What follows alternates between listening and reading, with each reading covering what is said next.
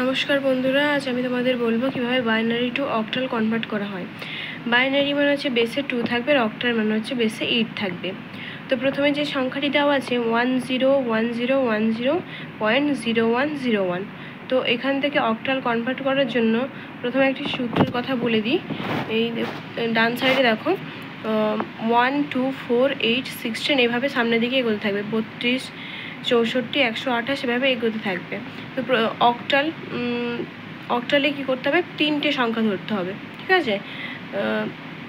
0 0 0 প্রথমে আমি ধরেছি। এই সূত্রটি মনে রাখাই ভালো। তো সূত্র কীভাবে এসে সেটা একটু বলে দিই। বাইনারিতে একটা রুলস আছে যে 1 2 4 16 32 এভাবে বাড়তে থাকে। তো 0 0 0 0 0 0 মানে কোনো মান নেই, সেই জন্য 0 0 0 1 0 0 1 1 মানে অ্যান্সার 1 আসছে। 0 1 0 দেখো 1টা মাঝখানে আছে মানে মাঝখানের জায়গায় উপরের দিকে কি আছে দেখো 2 আছে, সেই জন্য অ্যান্সার 2। তারপরটা দেখো 0 1 1 2 এর জায়গায় একটা 1 আছে, 1 এর জায়গায় একটা 1 আছে, তাহলে 2 আর 1 3 এভাবে এগোতে থাকবে।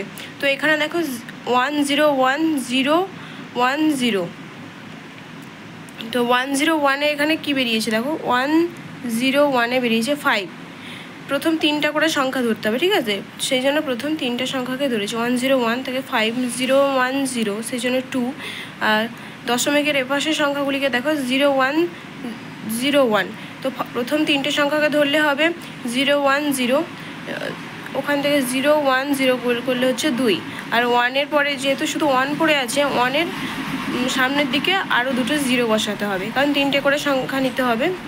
তো 1 0 0 করলে এসছে দেখো 4, তো অ্যান্সার এসছে 52.24 বেসে 8। এভাবে বাইনারি টু অক্টালে কনভার্ট করা হয়।